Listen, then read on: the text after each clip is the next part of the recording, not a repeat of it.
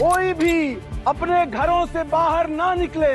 सभी पृथक पृथक पात्रों में ही जल ग्रहण करे। घर के भीतर भी एक दूसरे से आवश्यक दूरी बनाकर रखे। विशेषकर अपने बालक और बालिकाओं को घर के बाहर ना निकलने दें।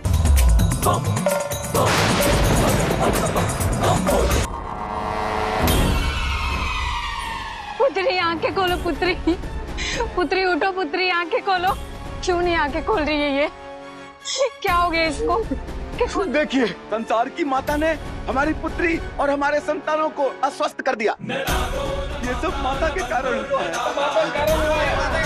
माता के कारण हुआ है। हर घर में बालक बालिकाएं जोर से तप रहे हैं, मृत्यु शैया पर है। ये सब माता का ही प्रकोप है। सब माता का प्रकोप है। सब माता का प्रकोप है।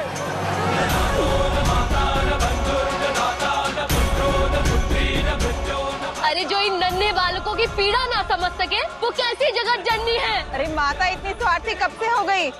अब से हमें उनकी पूजा नहीं करनी चाहिए। हाँ, हम अब से उनकी पूजा नहीं करेंगे।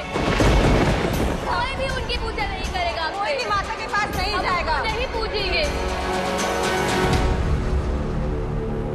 संपूर्ण जगत अपनी जननी को ही इस संकट का दोषी मान रहा है। ब्रह्मदेव, हमें इस अनर्थ को रोकना होगा। भक्त का अपने भगवान के विरुद्ध जाना शुभ संकेत नहीं है।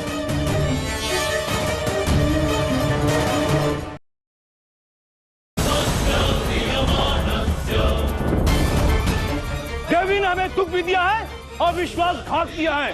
देखो कैसे बीच मझधार में छोड़कर भाग गई हमें। अरे क्यों करें हम ऐसी स्वार्थी देवी की पूजा?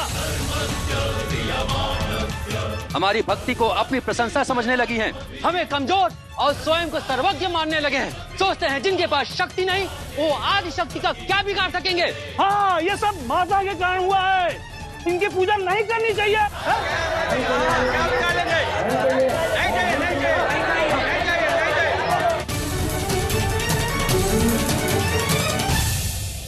संसार में भक्ति से बड़ी और कोई शक्ति नहीं है। किंतु ये भक्त ये नहीं जानते कि इनका कहा हर एक वाक्य, हर एक कथन इनकी नियति बनाता है। देवताओं पर कितना गहरा प्रभाव डालता है। आने वाले युग में जो भी सच्चे मन से भक्ति करेगा और अपने मन की मलिनता को निकाल फेंकेगा, वही इस सृष्टि में जी पाएगा। और अब यह सत्य इन मनुष्यों को समझाना होगा। इनके मन में ईश्वर का भय बिठाना होगा, तभी ये धर्म के पथ पर चल पाएंगे।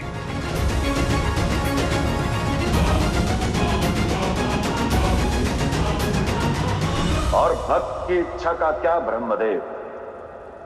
भोलेनाथ,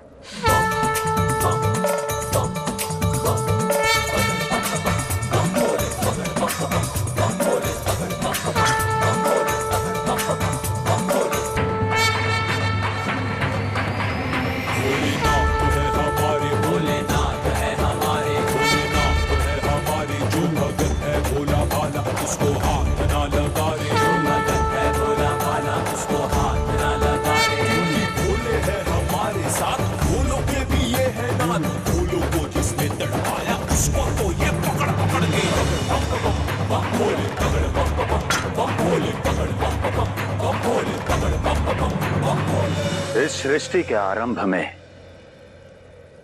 हम ही ने उन्हें यह उपहार दिया था, स्मरण है ना? फिर दान किए गए वर को, दी हुई मानसिक शक्ति को आप कैसे छीन सकते हैं भला? क्या यह निष्ठुरता नहीं कि स्वयं इस संसार के पालन करता और इस संसार के रचयिता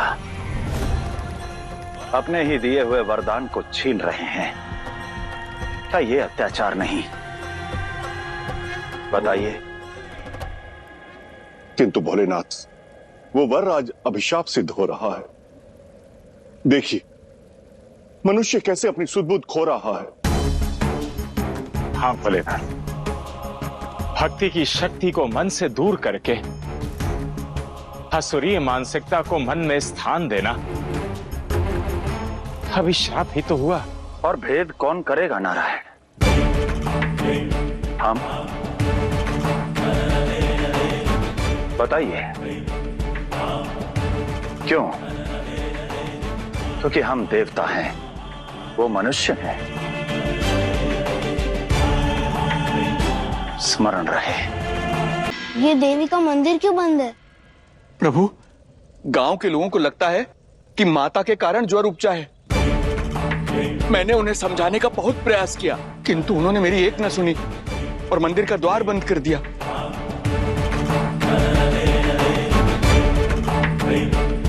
संकट की काट भक्ति की शक्ति होती है, जो हर मझधार में हमें स्थिर रखती है, हमें बल देती है, हमें साहस देती है।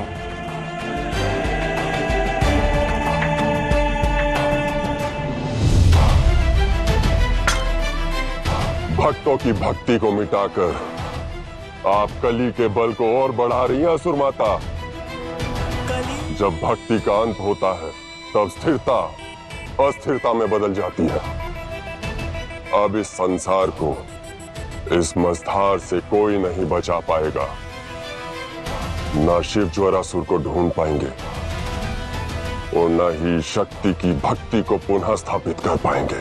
किंतु स्मरण रखिएगा महाराज कि एकादशी के दिन हमें ज्वरासुर को महादेव से छुपा के रखना होगा।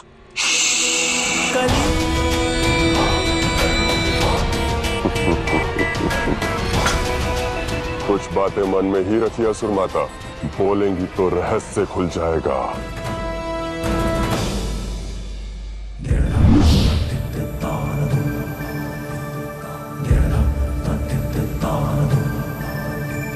शिव अपने बाल स्वरूप में है, निर्मल है। ऐसे में कली के प्रकोप से उनकी रक्षा कौन करेगा? इस ज्वर से उन्हें कौन बचाएगा?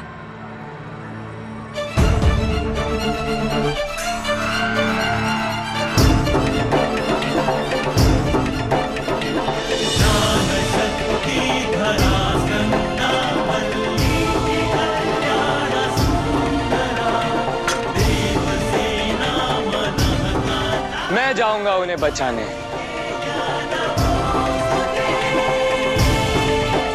रुकिए भैया,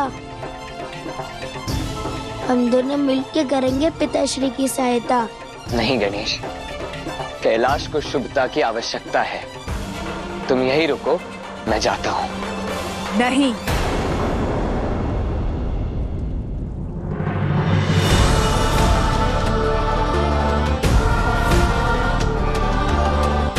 तुम दोनों में से कोई कहीं नहीं जाएगा।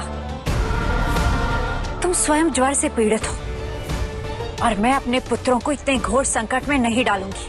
किंतु माता, आपने ही कहा था पिताश्री बाल रूप में असहाय हैं। उन्हें एक योद्धा की आवश्यकता है। उचित कहा कार्तिकेय ने। महादेव ने अपना रूप छोड़कर शिशु का रूप धारण किया है और इस समय उनकी शक्ति भी छिन्न हो गई है। भोलेनाथ है वो, उनका कोई भी रूप निर्बल नहीं हो सकता ब्रह्मदेव।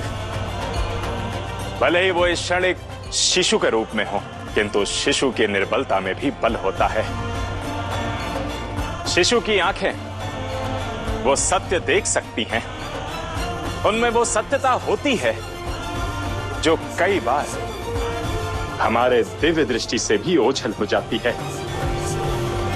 कली के प्रकोप से संसार को बचाने के लिए इस रूप में महादेव को किसी की सहायता तो लेनी पड़ेगी ना? वो अकेले इस ज्वर से कैसे लड़ेंगे? शिव की चिंता शक्ति को भी है, किंतु इस चिंता के साथ साथ मुझे अपनी शिव की योजना पर पूर्ण विश्वास है। यदि वो चाहते कि हम उनकी सहायता करें, तो वो अकेले सृष्टि में नहीं जाते। और यदि कली को पता चल गया तो? पता चलना होता तो चल चुका होता, और अभी तक तो वो अपना दांव भी चल चुका होता। तो अब हमें क्या करना चाहिए माता? माता, प्रतीक्षा, शिव के संकेत की प्रतीक्षा।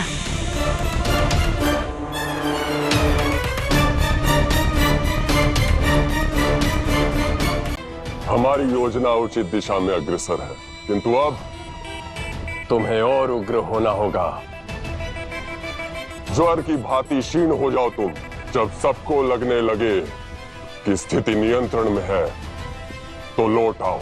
इतनी शक्ति से आक्रमण करो कि हर ओर हाहाकार मच जाए। परिणाम से पहले परिहास पराजय लाती है महाराज।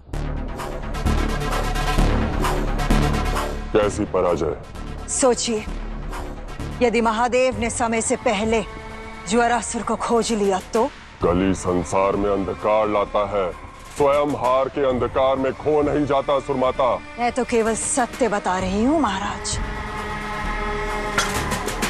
अब एक सत्य मेरा भी सुन लो। आपके महादेव ज्वरासुर को कभी नहीं ढूंढ पाएंगे, क्योंकि मैंने उसे ऐसे स्थान पर छुपा रखा है जहां कोई नहीं पहुंच सकता, आपके शिव भी नहीं। फिर चाहे वो जो भी रूप ले ले, तपस्वी, अघोरी या योद्धा।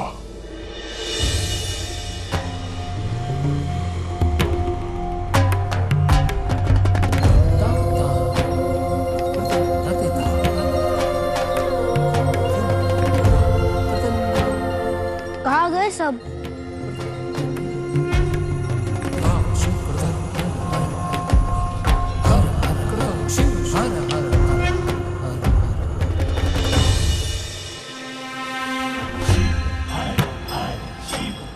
पुत्र, जल पी लो।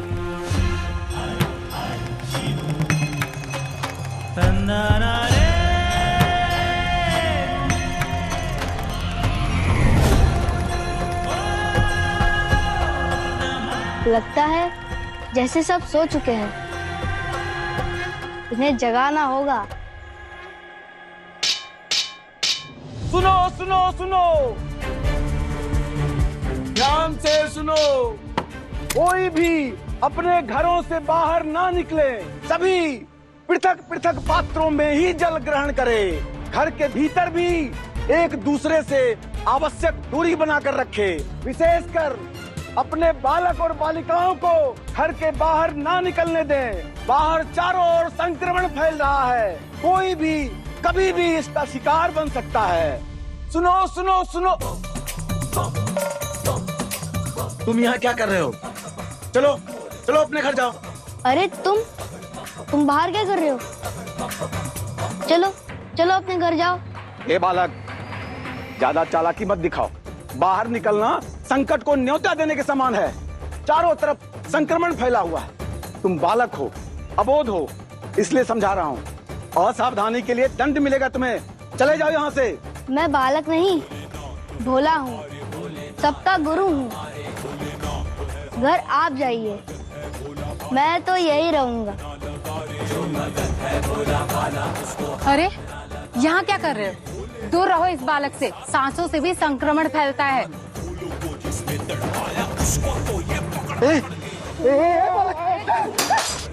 छोड़ छोड़ मुझे भी संक्रमित कर देगा। काका क्यों इतना क्रोधित होते हैं? मैं तो केवल प्रेम जता रहा हूँ। प्रेम जता रहे हो या मुझे जीवन के मार्ग से हटा रहे हो? यदि मुझे संक्रमण हुआ ना, तो सबसे पहले तुम्हारे प्राण ले लूंगा मैं।